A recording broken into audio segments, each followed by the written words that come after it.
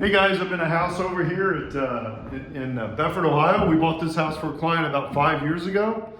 They just moved out, the first tenant, 4.5 years. And they moved in and we deposited $35,000 in this guy's account net. And that was at $1,100 a month. And the only reason he kept it so low was he didn't want the tenant to move out. We wanted to raise the rent. The tenant said they didn't want to pay, so we wanted to keep the tenants. The only reason that was. But now, 4.5 years later, we're gonna have to put about $7,000 in this house, and we're gonna get another $400 a month, $1,500 a month for this one, and it'll be a nice long-term tenant. And as you can see, they didn't tear the place up. It looks very good.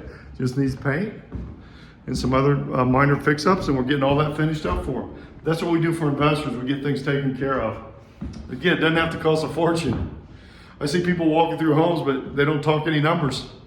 I'm talking numbers. So yeah, so this guy's gonna make exceptional income. And if you look at the raise in rent, $4,800, and we kept the deposit $1,100, that's a $5,900 upkeep. So he's not really paying much of anything for the construction.